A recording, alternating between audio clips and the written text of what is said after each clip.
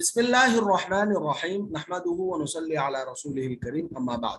سورہ فاتحہ مکیہ، یعنی یہ جو سورہ ہے مکے میں نازل ہوا ہے۔ اس سورت میں 1 رکوع اور 7 آیات ہیں۔ درس نمبر 1 یعنی لیسن نمبر 1۔ اچھا، یہ اس کا ٹائٹل کیا ہے وہ دیکھیں، تمام تعریفیں اللہ ہی کے لیے ہیں۔ سورہ فاتحہ آیت نمبر 1 سے 3 تک ہم لوگ ابھی پڑھنے جا رہے ہیں، ٹھیک ہے؟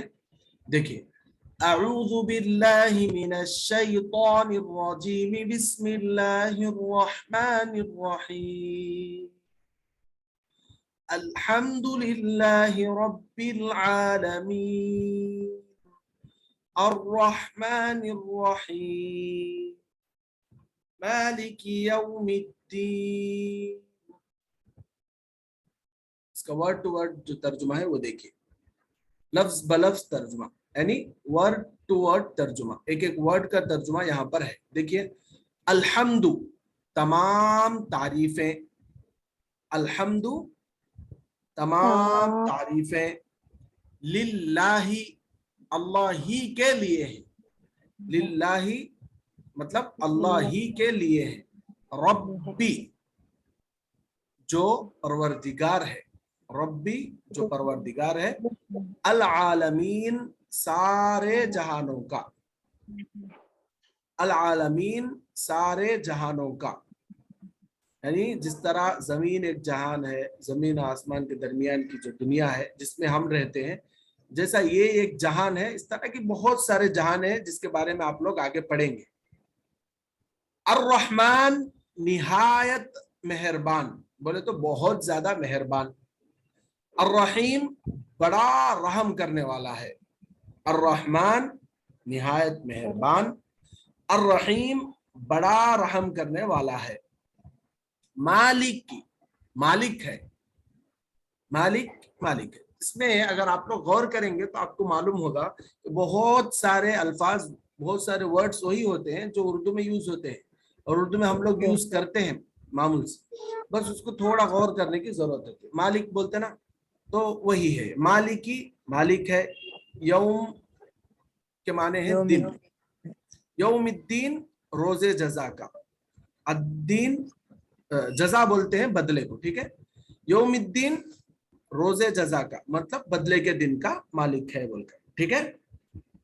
تو یہ تو ہوگا ورڈ ٹو ورڈ ترجمہ۔ اب آ کر ڈائریکٹ ترجمہ جو ہے وہ دیکھیے۔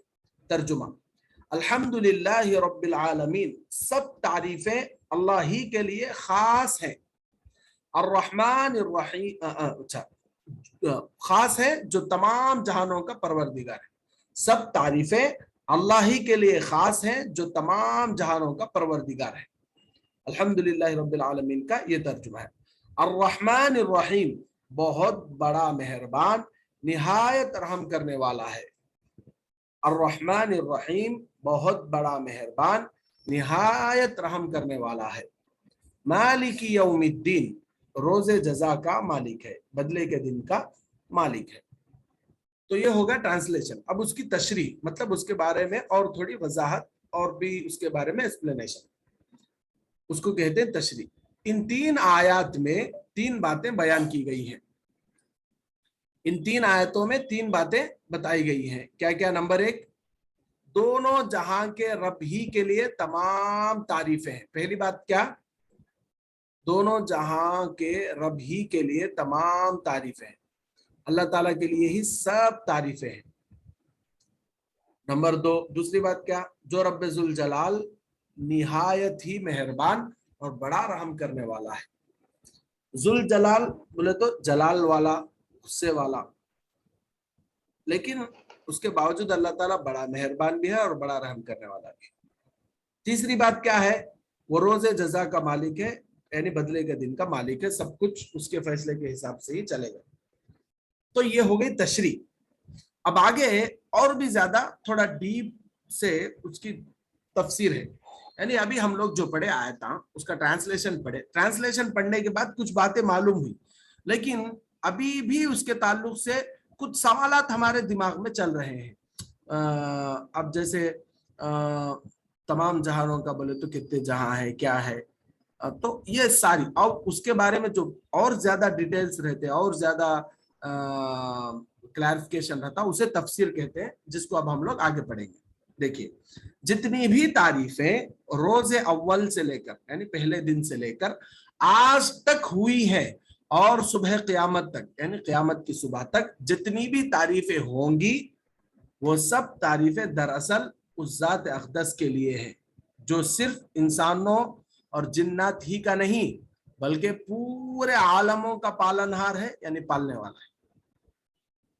इंसो जिन, चरिंदो परिंद, तमाम हैवानात, जमादात व नबातात और बर्री व बहरी सारी मखलूक़ात का वो परवरदिगार है। इंस बोले तो इंसानों को बोलते हैं, जिन बोले तो जिन्नात को बोलते हैं, चरिंद परिंद चरने वाले जानवर, परिंद उड़ने वाले जानवर, तमाम हैवानात बोले तो इसके अंदर पूरे जानदार आ जाते, जमादात बोले तो पहाड़ वगैरह, नबातात बोले तो पौधे वगैरह, बर्री बोले तो यानी खुश्की में जो रहते जमीन वगैरह, बहरी बोले तो समंदर के मखलूक़ात, सारे मखलूक़ात का वो परवरदिगार है, वही सबको पालता है।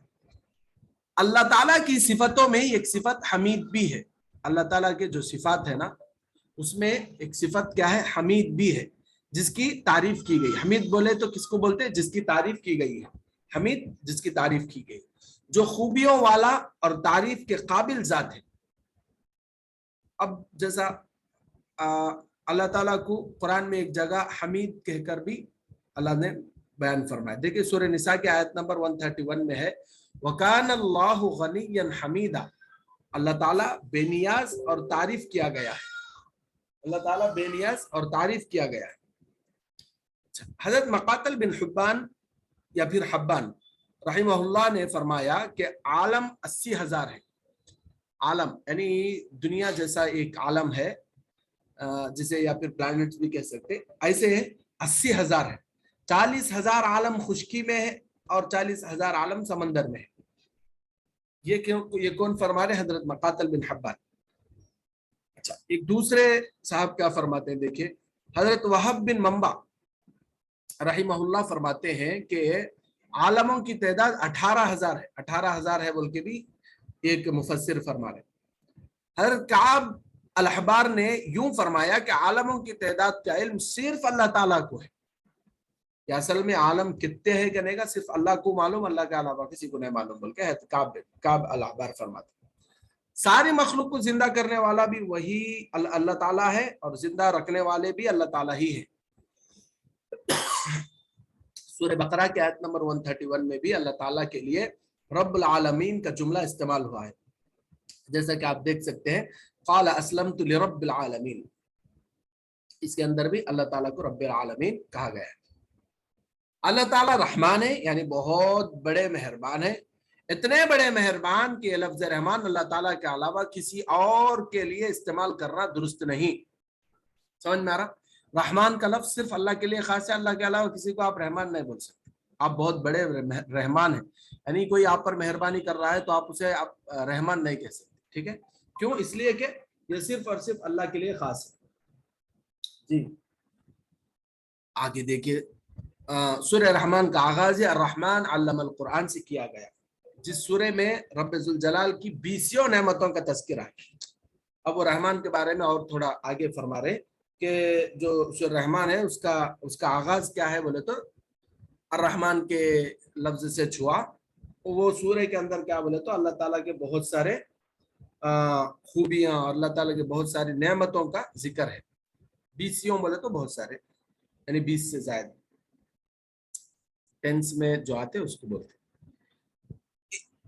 अच्छा, इस सूरत को इसकी अजीम सिफत रहमान ही से शुरू किया गया। अल्लाह ताला रहीम भी है यानी निहायत रहम करने वाले। रहीम का लफ्ज अल्लाह ताला ने अपने आखिरी नबी मोहम्मद सल्लल्लाहु अलैहि वसल्लम के लिए भी इस्तेमाल फरमाया। जैसे कुरान में अल्लाह ने फरमाया बिल मुमिनीन रऊफ रहीम, कि आप सल्लल्लाहु अलैहि वसल्लम ईमान वालों के लिए नरम दिल और निहायत रहम दिल है। ये अर्रहमान अर्रहीम के बारे में और ज्यादा जो तफसीर थी वो हो गई। अब आगे मालिकी यौमिद्दीन की तफसीर देखिए। तीसरी बात यह कि जिस तरह अल्लाह ताला की हुकूमत और सल्तनत रहती दुनिया पर कायम है, इसी तरह उसकी बादशाहत, सल्तनत और उसका दबदबा उस दिन भी रहेगा जिस दिन मीजान आदल बोलते हैं इंसाफ का तराजू कायम होगी, और हर शख्स अपने अमल का नतीजा और अंजाम पाएगा। हर शख्स वहां पर अपने अमल का नतीजा भी पाएगा, अंजाम भी। जिस दिन हर अच्छे अमल की जजा यानी बदला और हर बुरे अमल की सजा दी जाएगी। सूरह आल इमरान के आयत नंबर 26 में भी रब्बुल जलाल के लिए मालिक का लफ्ज इस्तेमाल किया गया, जैसा कि आप देख सकते हैं, कुलिल्लाहुम्मा मालिकल मुल्क, कह दीजिए कि ऐ तमाम जहानों के मालिक। यानी मालिक का जब तज़किरा है तो फरमा रहे हैं कि ये कुरान में दूसरी जगह भी है, वो कहाँ है बोल के भी हम लोग पढ़ लिए। अल्लाह ताला हम सबको उस दिन यानी क़यामत के दिन अपनी हिफाजत में रखे और कामयाबी और कामरानी अता फरमाए, आमीन। तो ये हो गई तफसीर। आप लोगों को परेशान होने की ज्यादा जरूरत है, तो आप लोग करना क्या है, आप लोग कल आप लोगों को करना ये है कि ये जो तर्जुमा है ना, वर्ड टू वर्ड तर्जुमा पहले लिखो, फिर उसके बाद जो डायरेक्ट तर्जुमा है वो लिखो, और सिर्फ तशरीह लिखो यहाँ तक, रोज़े जज़ा का मालिक, यहाँ तक, ध्यान से यहाँ तक लिख कर लाना है उर्दू में। इससे इंशाल्लाह आपको आधा याद हो जाएगा, ठीक है।